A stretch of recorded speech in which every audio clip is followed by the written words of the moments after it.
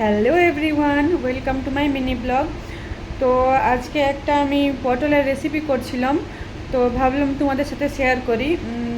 যাদের মুখে রুচি নেই তাদের মুখেও ভালো লাগবে, যারা পটল খেতে ভালোবাসে নাই তাদের মুখেও ভালো লাগবে।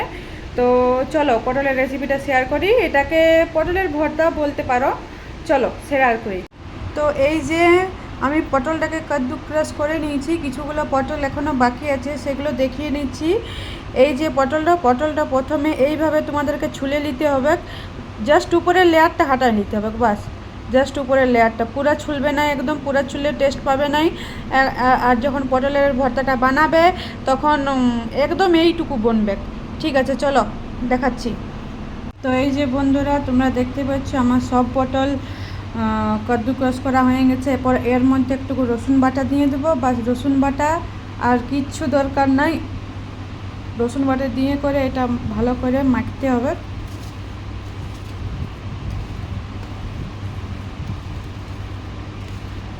ভালো করে মাখতে হবে যাতে এটা একে অপরের গায়ে লাগিয়ে যায় পুরা।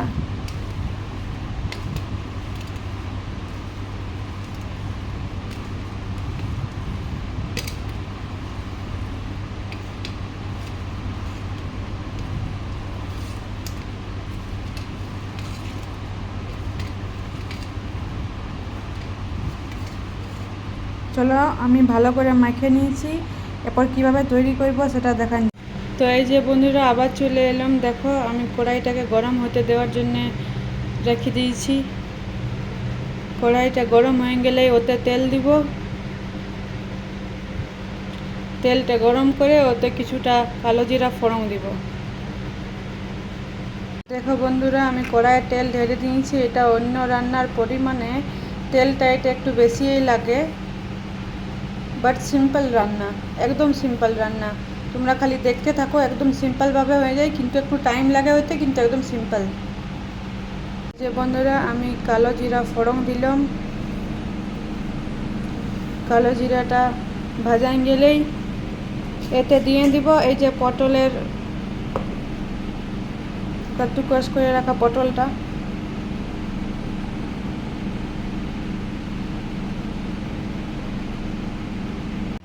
তো কালো জিরাগুলো ভাজা হয়ে গেছে। এরপর এতে আমি এই যে কাদ্দু ক্রাশ করে রাখা পটলটা দিয়ে দেবো।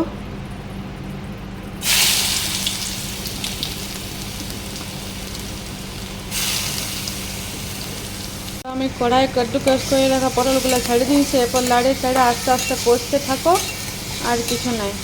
তো একটা জিনিস ভুলে গেছিলাম বন্ধুরা, তোমরা এটা পটলটা পেস্ট করেও দিতে পারো, তবে পটলের সঙ্গে 3-4টা কোয়া রসুন পেস্ট করে দিবে। আমি 250 পটল নিয়েছি, 250 পটলে 5 কোয়া রসুন নিয়েছি। আর আমি আরেকটা জিনিস ভুলে গেছিলাম, এটা লঙ্কা পেস্ট করতে ভুলে গেছিলাম, তো আমি কুচি লঙ্কায় যে এখন দিচ্ছি, তোমরা পেস্ট করে দিবে।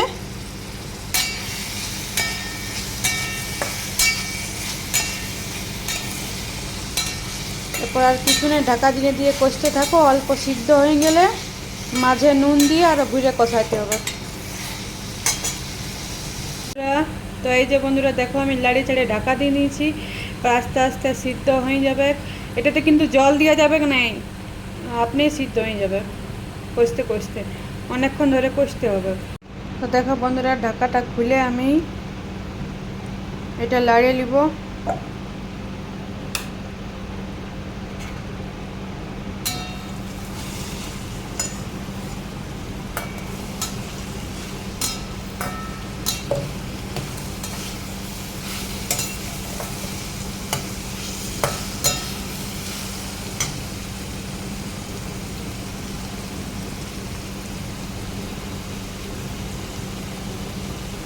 তো আমি লাড়িয়ে নিলাম, ঘুরে আরও ঢাকা দিয়ে দেবো।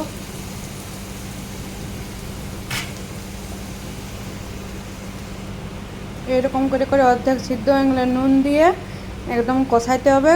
চলো এরপর নুন দিয়ে যখন কষাবো তখন দেখাবো, আর লাস্টে দেখাবো। 5 মিনিট পর ঘুরে চলে এসেছি। এরপর নুন দিয়ে দেবো। তোমরা তোমাদের পরিমাণ মতো নুন দিয়ে দিবে।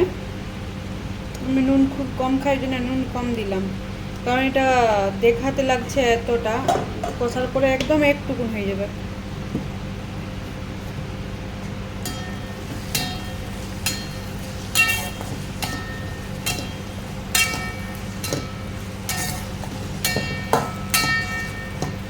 এরপর ঢাকা দিয়ে দিই, এটা কষা। চলো এরপর ঢাকা দিয়ে দিই, এটা কষাতে থাকুক। এরপর 5 মিনিট পর পর করে একবার খালি লাড়িয়ে নেবে, যতক্ষণ না কালারটা চেঞ্জ হয়।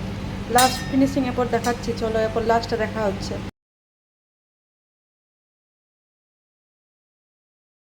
লাস্ট ফিনিশিং দেখাবার জন্যে কী করলাম, ঢাকাটা খুললাম। এই দেখো 5 মিনিট পর লাড়িয়ে লাড়িয়ে লাড়িয়ে লাড়িয়ে ভাজে ভাজে ভাজে ভাজে কষে কষে কষে কষে এই যে এইরকম কালারটা যখন আসবে, যখন দেখবে যে কড়াই আর লটকিছে নাই, কড়াইয়ে চিটাছে নাই, তখন জানবে যে হয়ে গেছে। এরপর আমি এটাকে ঢাকা দিয়ে হিটার অফ করে ঢাকা দিয়ে রেখে দিব।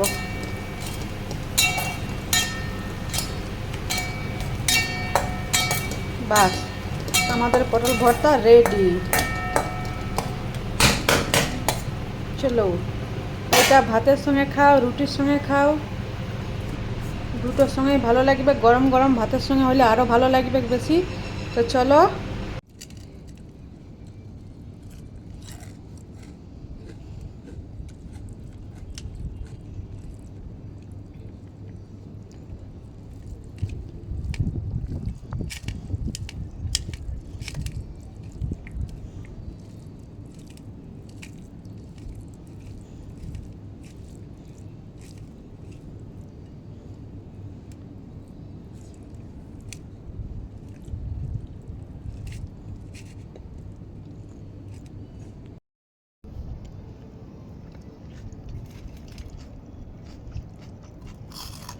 দারুণ।